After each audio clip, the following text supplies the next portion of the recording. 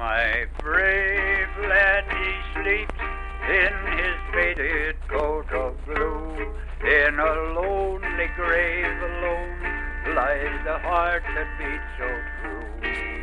They will find him and know him amongst the good and true, when a robe of white is given for that faded coat of blue. No more the bugle calls the weary one. Welcome back to War of the Rebellion, Stories of the American Civil War.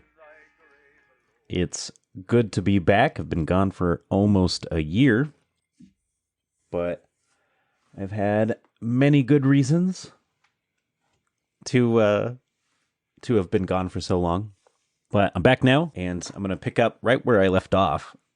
It hasn't been quite a year, but I've been doing a lot. I quit my job, got a new one, and bought a house. I'm living with the love of my life, and all sorts of greatness and goodness has been going on.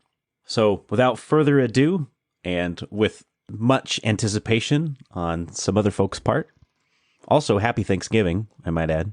It's going to be Thanksgiving in 2 days, and that's when this episode will release. And with that, my friends, we are reading Under the Maltese Cross, Antietam to Appomattox, the Loyal Uprising in Western Pennsylvania, 1861 to 1865, Campaign's 155th Pennsylvania Regiment. Published by the Pittsburgh, Pennsylvania, the 155th Regimental Association in 1910. Regimental Itinerary, Chapter 1. The President's Call for 300,000 Men.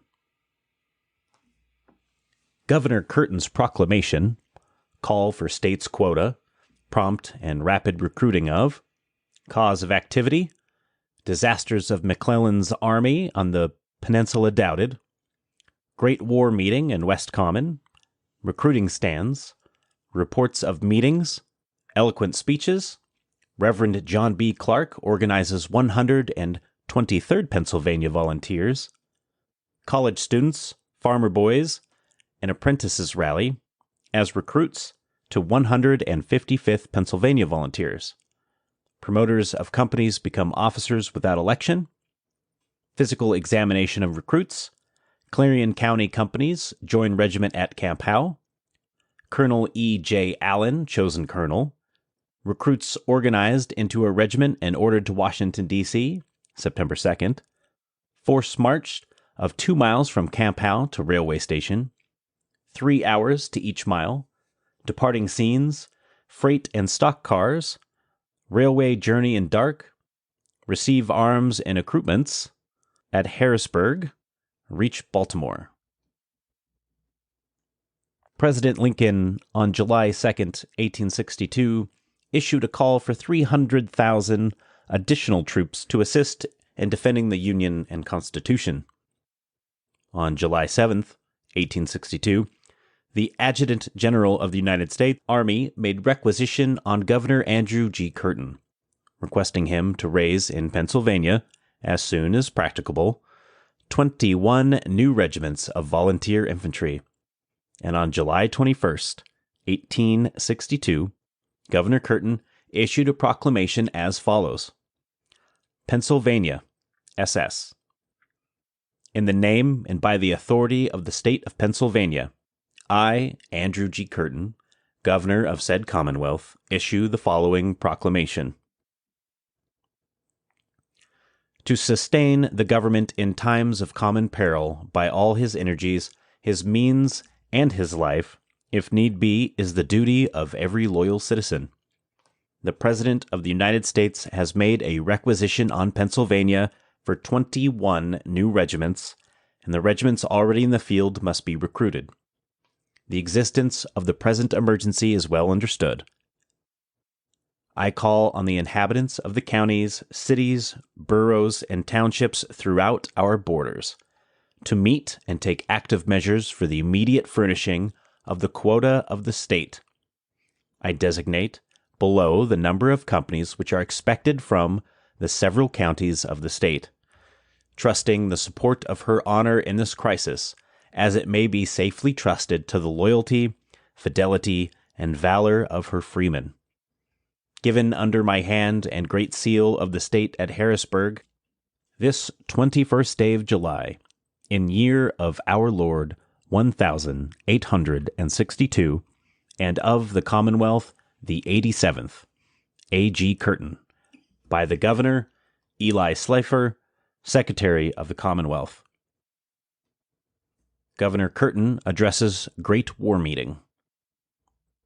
The newspaper reports for months previous, emanating from Washington, of desperate fighting and great victories had aroused the people of Allegheny County, Pennsylvania, and led them to regard the Union armies as invincible, so that when the news of the disasters befalling McClellan's army on the Peninsula and Pope's army on the plains of Culpeper, Warrenton, and Manassas in the closing days of July 1862, and the sullen and stubborn retreat of the Union army to the defenses of Washington reached Pittsburgh, the public was appalled. While the terrible news was received in sorrow, it caused no dismay, but stimulated to fresh efforts the latent patriotism of the youths of the country. Allegheny County was aroused, and to this patriotism formal expression was promptly given in a great war meeting held on the 24th of July, 1862, in the West Common, surpassing in numbers and intense interest any previous war meeting held in the state of Pennsylvania. Preparations for the meeting had been in progress for several days previous, which resulted in an assemblage of between 15 and 20,000 people. The speakers were Andrew G. Curtin, Governor of Pennsylvania, Honorable William Wilkins, Judge Wilson McCandless, Professor Samuel J. Wilson of the Western Theological Seminary, Thomas M. Marshall, Honorable Judge P.C. Shannon, Honorable T.J. Bigham, ex-Governor William F. Johnston, and other highly distinguished citizens. Professor J.T. Wamelink, organist of St. Paul's Cathedral, with a corps of singers, occupied a stand and rendered inspiring patriotic music, both vocal and instrumental. There were 5 speaker stands, and 2 stands for speakers of overflow impromptu meetings. At the meeting were also many citizens in charge of recruiting booths with martial music and transparencies, inviting young men to fall in and join the companies then being recruited. The strong emotions that filled the minds of the citizens of Western Pennsylvania at that period are exhibited in the extensive newspaper descriptions of the meeting. The powerful and stirring eloquence of the orators exerted great influence on the youth of that day. The earnest resolutions of loyalty to the Union, which were adopted, voiced the sentiment of the people of Pennsylvania, in the darkest hour of the Civil War, to stand by President Lincoln. The meeting caused a fresh uprising of the patriots of the state. In less than 2 weeks following this great war meeting, 10 new regiments of infantry, 2 new independent batteries, and several cavalry regiments were recruited in Allegheny County, attributed directly to this meeting. As bearing on the development of the future 155th Regiment, Captain S.A. McKee, Colonel John H. Kane, Captain Lee Aschutz, and Captain Samuel Kilgore all attended this great meeting as recruiting officers. It was there that they rallied the nucleus of their future companies. General Thomas M. Howe presided over this great assemblage and announced the list of officers for the various stands. General Howe had a statewide reputation as a public-spirited, patriotic citizen and successful businessman, and from Sumter to Appomattox devoted his time to aid the Union cause. Chairman, Honorable Thomas M. Howe, in calling the meeting to order, announced the list of officers. Stand number 1, Honorable William Wilkins, President, assisted by over 100 Vice Presidents, comprising most valued and respected citizens. Secretaries Robert Finney, J.R. Hunter, Samuel Harper, E. A. Montooth, William B. Negley, William C. Moreland, Thomas M. Bain, H. E. Davis. Stand number 2, General William Robinson, Jr., Acting President, assisted by Simon Drum, John Morrison, C. T. Isman, J. McDonald Crossan, and Thomas McKee, Vice Presidents. Stand number 3, Thomas Bakewell, Acting President, assisted by B. C. Sawyer, G. L. B. Fetterman, John Birmingham, J. Sampson, and B. A. McVeigh, Vice Presidents. German stand, Backfoen, Acting President, assisted by N. Voeckli, Francis Felix, Major D. Feickenstein, Dr. A. H. Gross, and A. Holstein, Vice Presidents. Reverend W. D. Howard, at the opening of the meeting, addressed a fervent prayer to the throne of grace, which was listened to with great attention. Honorable P. C. Shannon then introduced Judge Wilkins, the chairman, and proposed 3 cheers for him, which were cordially given.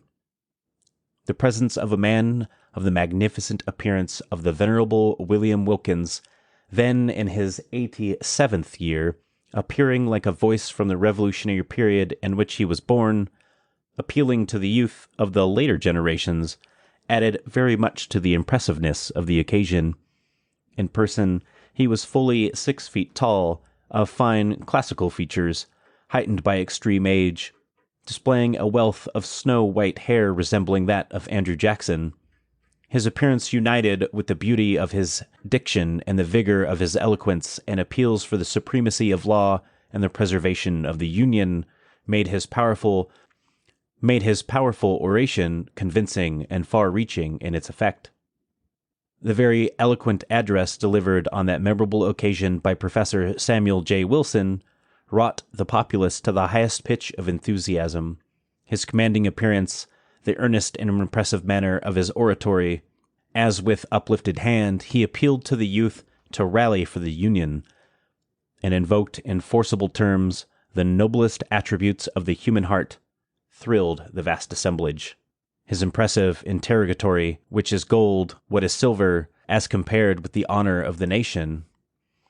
It is a full, when thrown into the balance against the liberties of our country, electrified his hearers. The speaker's impassioned eloquence and appeal to the youth to go forth and battle for the nation's life reached the sublimity of the patriotic oratory. The attendance of Governor Andrew G. Curtin at this mass meeting in his official capacity attracted the greatest public interest because of his untiring zeal and labor for the Union. Governor Curtin was at that time in the prime of mature manhood, having a manly, erect figure, pleasing countenance, and a fine voice, and with his iron-gray hair, he presented all the attractive qualities which his reputation as a gifted orator had gained for him. On this eventful occasion, he seemed more solemn, more earnest, and bore marks in his countenance of profound concern. Those who heard his address will never forget the opening words of Governor Curtin on being introduced.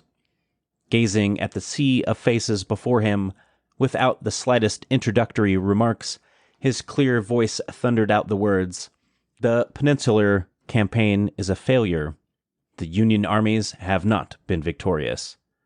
They have been driven back to the gates of Washington, notwithstanding all reports to the contrary." The effect of these words, so dramatically uttered, was startling in the extreme because so unexpected. The magnificent speeches of Judge Wilkins, Governor Curtin, and Professor Wilson were followed by most eloquent appeals in behalf of the Union cause by ex-Governor Johnston, Judge Wilson McCandless, Judge P.C. Shannon, Honorable Thomas J. Bigham, Thomas M. Marshall, John H. Hampton, Colonel Francis Felix, and Honorable James Lowry, Jr. Mr. Hampton was called upon by the audience to speak because of his great zeal and labor in organizing the successful meeting. Being chairman of the Committee on Speakers, in response to loud calls, Mr. Hampton took the platform and was received with great applause, being a recognized popular speaker. He seemed much affected and wrought by the addresses of the preceding speakers. To deliver an oration worthy of the great occasion, in his opening remarks, Mr. Hampton impressively parodied a celebrated classic utterance by the great Roman orator Cato on a not unsimilar occasion when the Roman legions had been defeated, striking an attitude of majestic defiance, and with intense and impassioned emphasis, Mr. Hampton explained, "Notwithstanding the dark and gloomy tidings of the disaster to the Union army, my voice is still for war." Pausing for a moment, at the close of this solemn utterance, Mr. Hampton was rudely surprised by the response which was shouted him from the lips of a wounded Union soldier in the audience. "Damn your great big voice, it's your wee small body we want." Although Mr. Hampton was famous at the Pittsburgh bar for his imperturbability and presence of mind in court, which nothing could disconcert, he freely admitted in after years that the interruption and remarks of this wounded soldier, thus made, completely destroyed his current of thought and shortened and spoiled his intended great speech. Renewed enthusiasm in recruiting. As an immediate result of this awakened enthusiasm by the powerful and stirring addresses at this meeting, a great impetus was given to recruiting throughout western Pennsylvania. Recruiting offices were opened in many of the conspicuous streets in the cities and boroughs. The fife and drum for recruits were heard continuously during all hours of the day and often late at night. Indeed, many drum corps seemed to parade the streets with every new recruit secured. The advertisements in the newspapers of the day and in the public handbills emphasized the requirement in recruits that none but sober, steady men need apply. This at first appeared very suggestive that a prohibition army was being recruited instead of a grand rally in defense of the Union. All recruits, however, did not attain this high standard of sobriety. Schools and churches furnish recruits. Ministers left their pulpits and organized companies during this period. Notably, Reverend John B. Clark, pastor of the Second United Presbyterian Church, who, bidding farewell to his congregation, on girding on the sword in defense of his country, recruited a regiment in the period of less than 10 days. The majority of his regiment were youths belonging to his own flock, who proved gallant soldiers. Reverend Clark held a war meeting in the lecture room of his own church, and there organized his regiment, the 123rd Pennsylvania Volunteers, he being unanimously chosen as colonel. College students breaking off their course of study, industrial apprentices with unfinished terms, law students short of admission to the bar, and youths and adults from every vocation vied with each other in hastening to defend the flag. In the enthusiasm of the youths eager to enlist, but few elections for officers were held. The minds of the recruits not being upon office or position, the choosing of the company officers was, therefore, left in most cases to the promoters who had published the calls for recruits and incurred recruiting expenses. Organization of the 155th. The nucleus of the 155th Regiment was Company A and Company B of the Keir Rifles, so named in recruiting in compliment to S.M. Keir, a large contributor to the Union cause. The Highland Guards, called after Alexander Highland, who was clerk of courts, was recruited by A. L. Pearson and E. A. Montooth, and it subsequently became Company A of the regiment. Captain Frank Van Gorder and Joseph B. Sackett organized Company B of the Keir Rifles, which became Company E of the regiment. Company A of the Keir Rifles, which was recruited by Captain John Markle, E. E. Clapp, and H. A. Breed formed Company F of the regiment. The Park Zouaves was named after the late James Park, Jr., a patriotic steel manufacturer of Pittsburgh. It was recruited under the call of S.A. McKee, a veteran of the Mexican War. It became Company I of the regiment. The McAuley Guards was recruited under the call of James J. Hall as captain, and Samuel Kilgore and Alexander Carson, lieutenants. It was named after James McAuley, who bore all expenses of its recruiting, but became Company D of the regiment. The Park Rifles was organized by John H. Kane and Lee Anschutz. It became Company C of the regiment, with its organizers as officers. Company G of the 155th was organized at Homestead. Company G of the 155th was organized at the homestead of Dr. Charles Klotz of Clarion County, who was made captain. Company K was known as the Loyal Union Guards. It was recruited in Armstrong County in response to a call for recruits signed by J. A. Klein of Kittanning. It subsequently became Company K of the 155th, Klein being chosen captain. Company H of the regiment was recruited in Clarion County by Captain John Ewing and Lieutenant D. E. Lyon, who were its first officers. Physical examinations of recruits. All these companies, as soon as the men and the various recruiting officers had been examined and had passed the physical inspection of the United States surgeons, were formally mustered into the United States service by Captain E. H. Luddington of the 17th United States Infantry, mustering officer for Pittsburgh.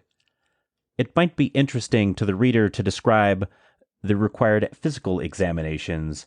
They were usually conducted in the rear rooms of the recruiting offices and were rushed through with the very greatest celerity because of the existing emergencies. The great majority of the recruits, being youths from the 16 to 20, were sturdy, healthy, athletic boys who, at the inspection, readily disported themselves in nature's garb, demonstrating by gymnastic effort, trapeze performances, handsprings, and mischievous pranks generally, their physical fitness convincing the examining surgeons so as to pass the strenuous youths in a body. Quite a minority, however, of the recruits, on one pretext or another, were very backward about being examined and succeeded in avoiding the ordeal. A few others were absent paying farewell visits to Bacchus, etc., but all were finally allowed to be mustered in.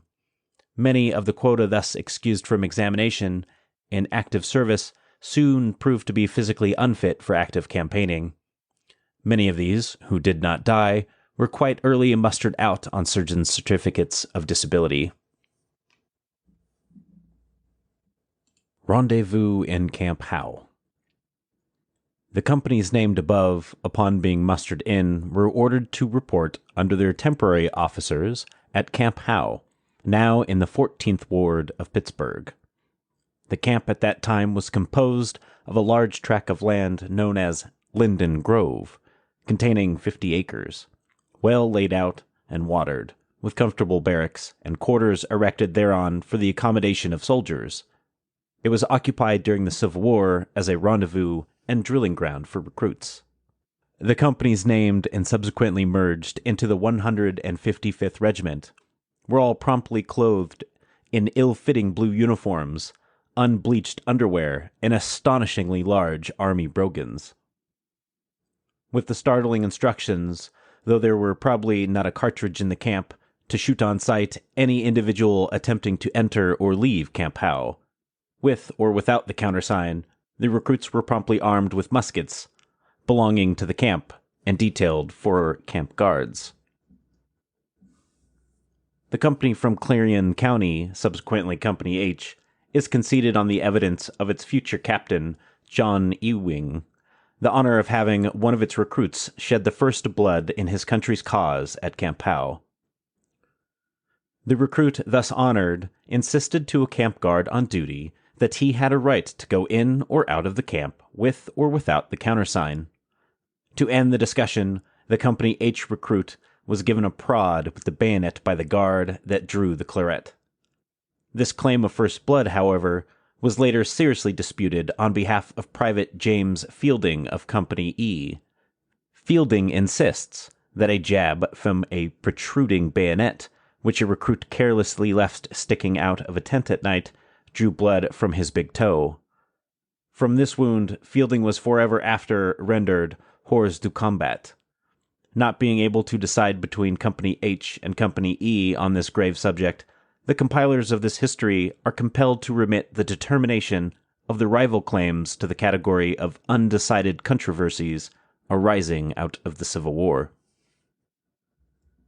Life and Scenes in Camp Howe. The first assemblage and residence of the companies in Camp Howe was marked with great spirit and gaiety.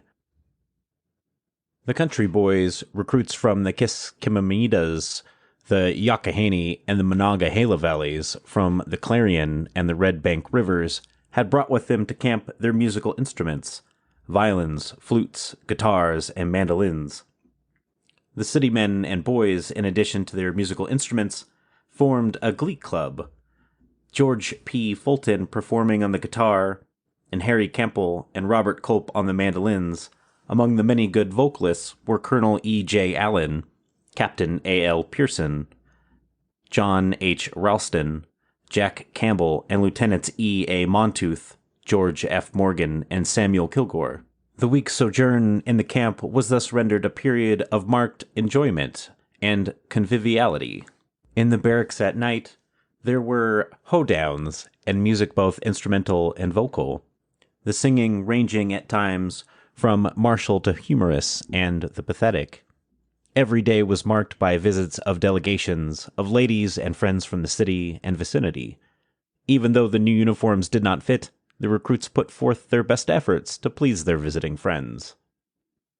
This paradise of pleasure was rudely marred by the bill of fare and abominable cooking arrangements of the camp. Shortly after the arrival of the companies at Camp Howe, so-called camp cooks were provided, and then began an experience of which the country boys, accustomed to mother's cooking, had never before dreamed. Food of the most abominable character was served, vile-smelling and vile-tasting. The country boys, who were compelled by force of circumstance to live on these rations, soon began to experience the first symptoms of homesickness.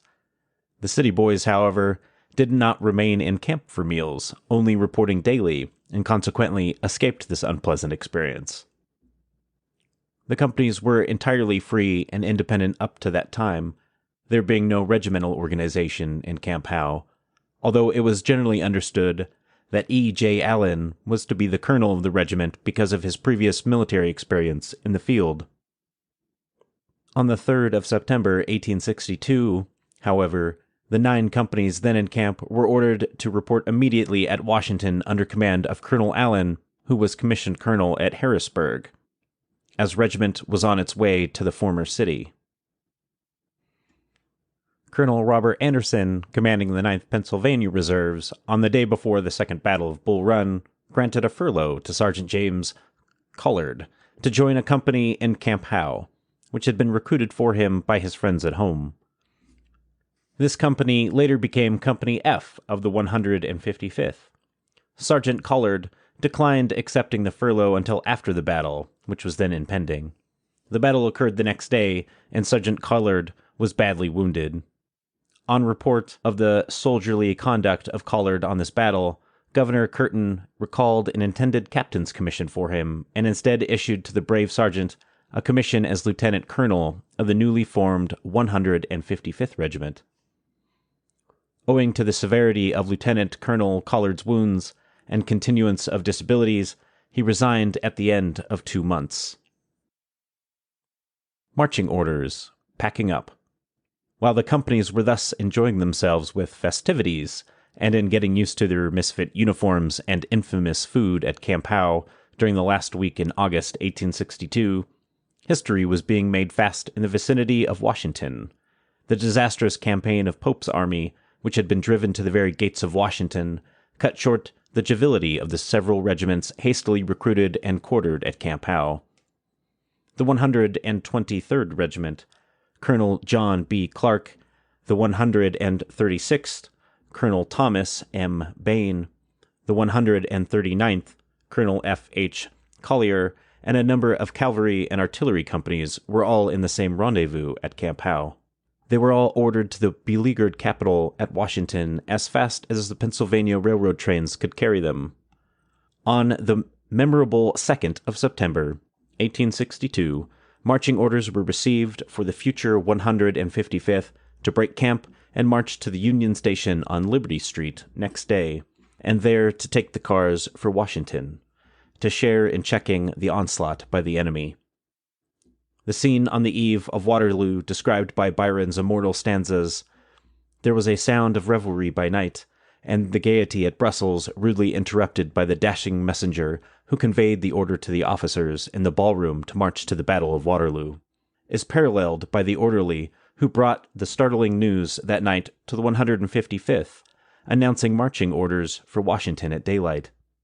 The new soldiers left the gay ballroom in the concert hall of the barracks, some abruptly terminating friendly games of cards in their quarters on receipt of the ominous marching orders, all probably being duly impressed that unless the regiment hurried to the relief of the imperiled capital, the Confederates would capture it.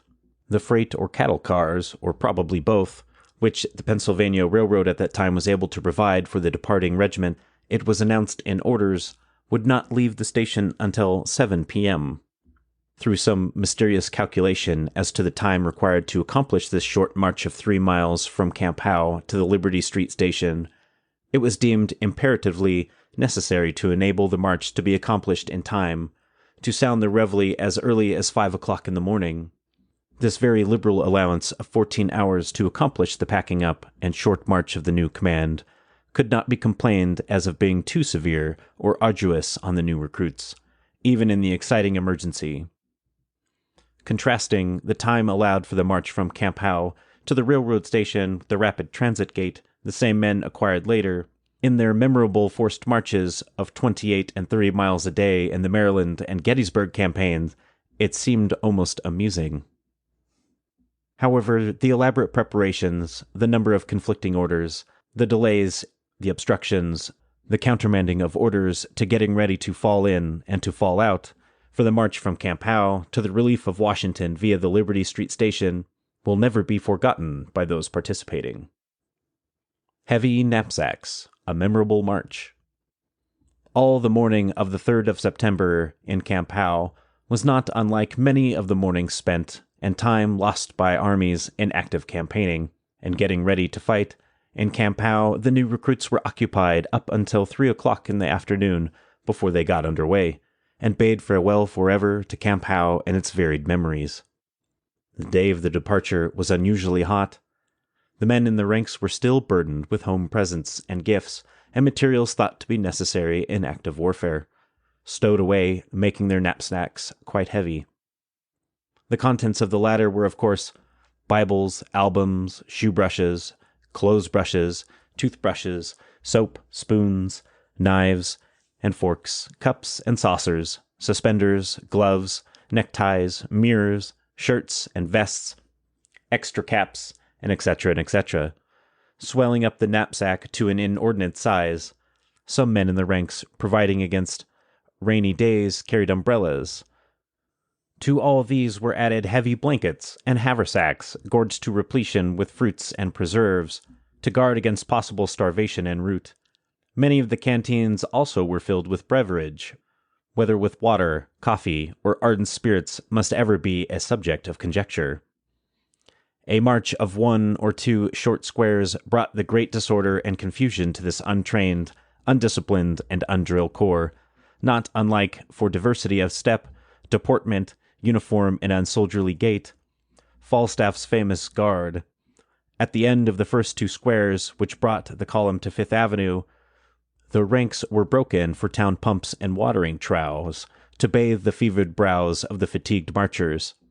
The right to rest at this stage was conceded the column, and in half an hour, by coaxing and threatening, the recruits resumed position, where they could recognize it, with their own companies. The need of a fifer or drummer or bandmaster was at this stage sadly felt.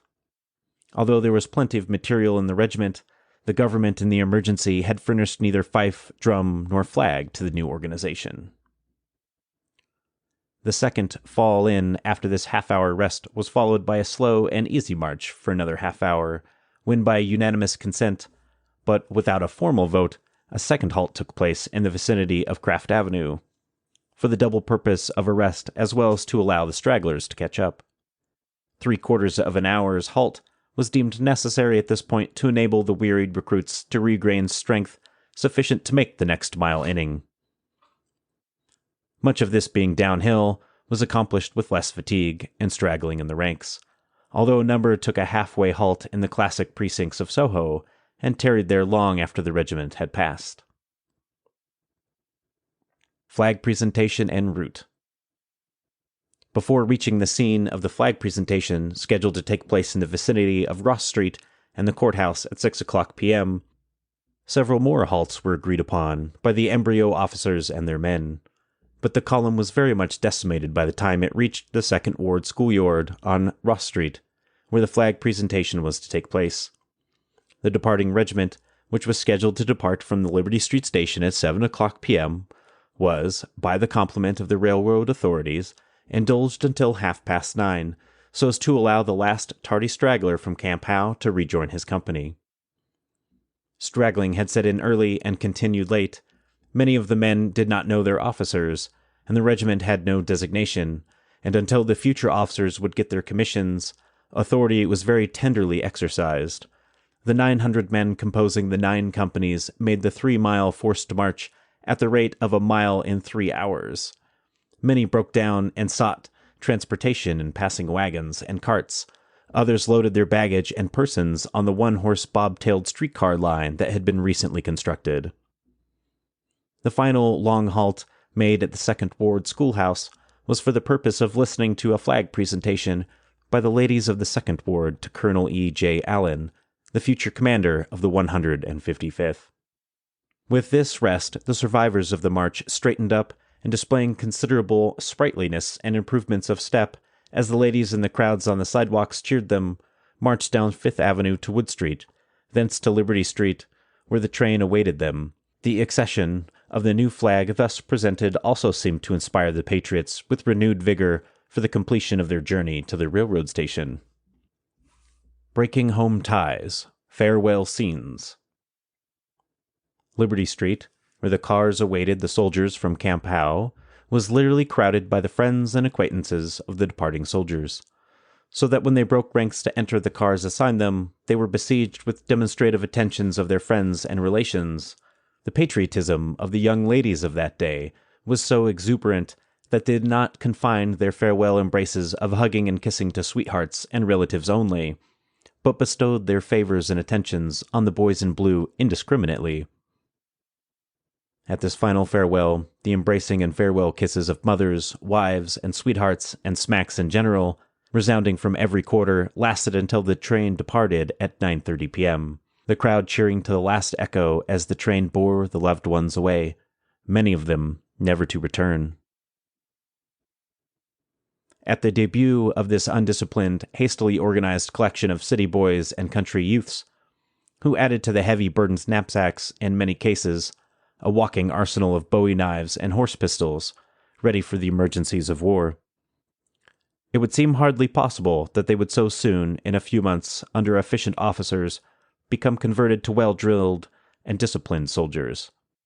Yet it is a fact that these same raw recruits, for perfection in drill and especially in the bayonet exercise, were rewarded by the government at the end of their first year with the unique and fancy-dress uniform of the Zouaves, constituting one of the 3 volunteer regiments honored by the government by being assigned to serve in the same division with Sykes' United States regulars.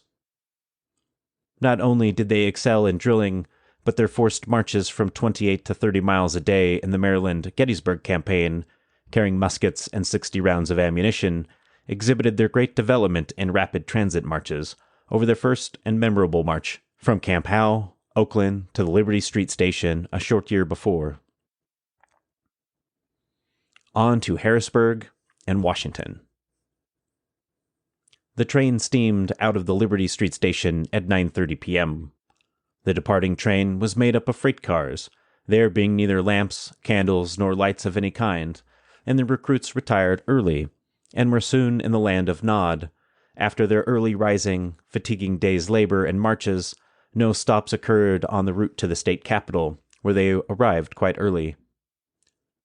The regiment was immediately detrained and marched a mile or more to Camp Curtin for breakfast, being assisted and escorting on this march by the accommodating provost guards on duty at Harrisburg. All day of the 4th of September was spent at Harrisburg, and many of the recruits escaped from the camp and inspected the capital and the city at large. While at Harrisburg, it was announced to the regiment that Colonel E. J. Allen had received his commission and was to be recognized as colonel of the regiment, which was to be numbered and known as the 155th Regiment, Pennsylvania Volunteers.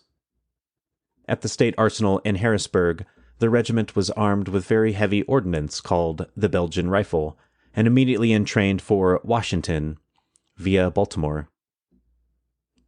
The accession of the very heavy guns and the cartridge boxes to the already heavy-laden recruit made his life very burdensome. On arriving at Baltimore, the regiment detrained and bivouacked on the sidewalk of Eutaw Street, where they partook of the bounty of the government in the shape of a meal composed of raw pork, hardtack, and black, unsugared, uncreamed coffee. Alrighty, that's going to be the end of our today's episode. Episode 4, can't believe it. Next week's episode will be released next Wednesday, so 1 week from today. Although if you're listening to this on release date, it's Thanksgiving, so happy Thanksgiving. And I hope that your holidays go well, and thank you for listening to my podcast. It's been a pleasure, and I'm really excited to get back into it and start reading again to you guys. So with that, have a great week. Happy Thanksgiving. They will find him and know him amongst the good and true, when a robe of white is given for that faded coat of blue. No more the bugle calls the weary one. Rest, noble spirit, in thy grave alone. They will find you and know you amongst the good and true, when a robe of white is given for that faded coat of blue.